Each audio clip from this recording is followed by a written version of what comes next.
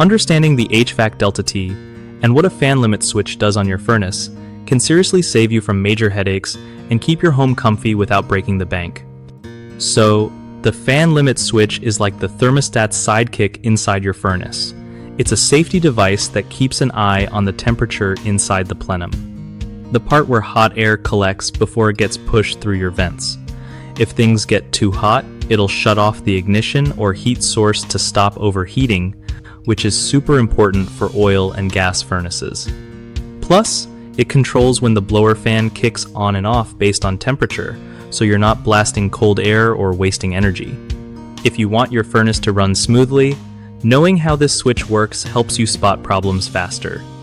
For example, if your blower keeps running non-stop or never starts, the fan limit switch might be stuck or faulty. Regularly checking and cleaning around it can prevent dust buildup that messes with its sensors. And if you ever hear weird noises or smell burning, that switch is one of the first things to check because it's protecting your whole system.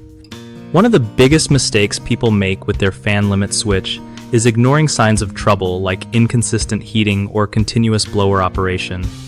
These usually mean the switch is dirty or worn out and needs cleaning or replacement.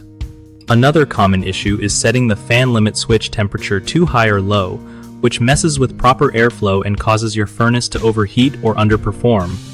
Adjusting it to the manufacturer's recommended settings fixes this.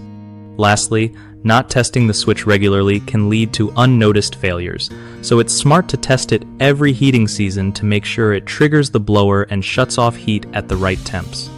BigHomeProjects.com is awesome for homeowners trying to find reliable local contractors who really know their stuff.